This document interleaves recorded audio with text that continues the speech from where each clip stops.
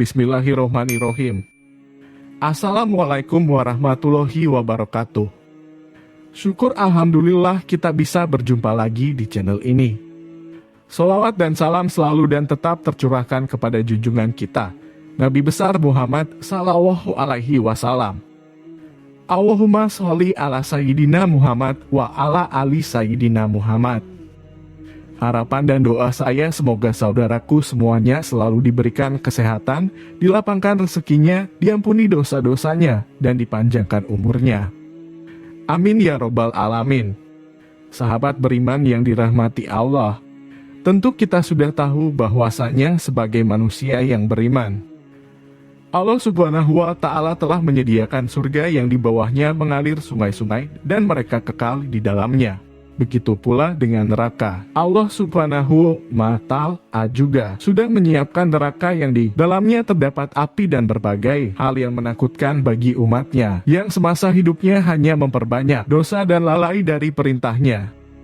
Pada yaumul hisab, segala amal perbuatan kita akan ditakar dan akan diberi balasan sesuai dengan amal perbuatan. Kebaikan sekecil apapun kita akan mendapatkan balasannya, dan kemaksiatan sekecil apapun kita juga akan mendapatkan balasannya.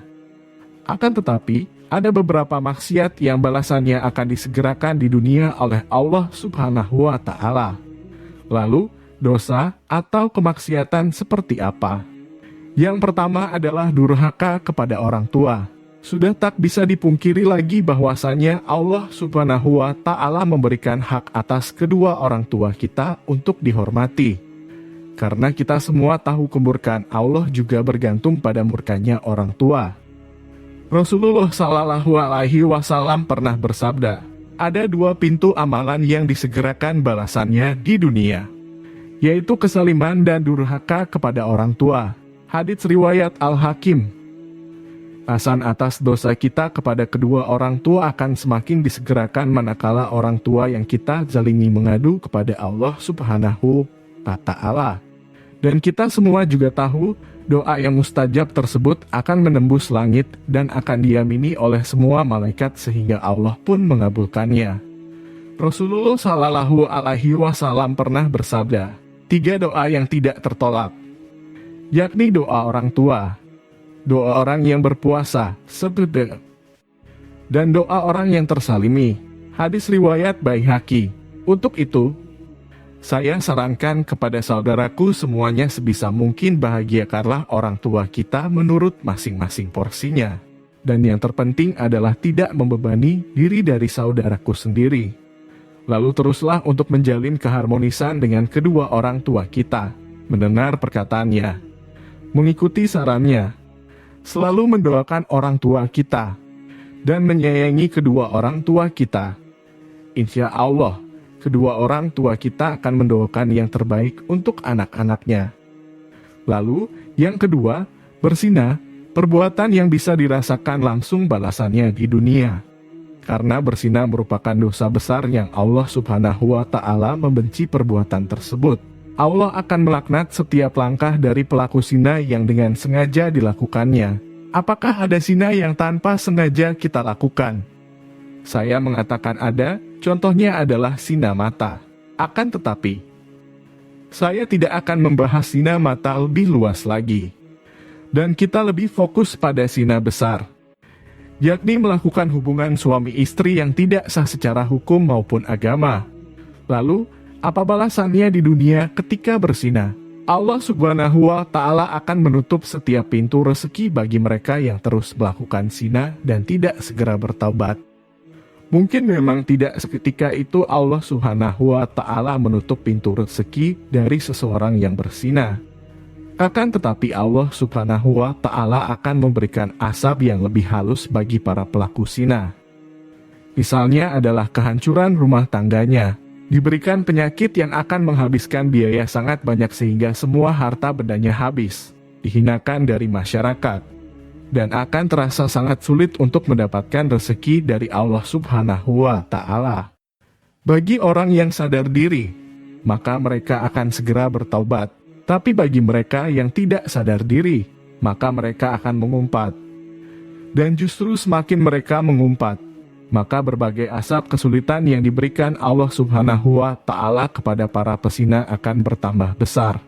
Akan tetapi, bagi mereka yang sadar diri dan segera bertaubat dari segala kemaksiatannya, insya Allah Subhanahu wa Ta'ala akan menunjukkan jalan dan membukakan rezeki baru bagi mereka yang mau bertaubat dari zina. Karena kita semua tahu, Allah Subhanahu wa Ta'ala Maha Pengampun lagi Maha Belas Kasih. Kemudian, yang ketiga, berlaku curang dalam berdagang.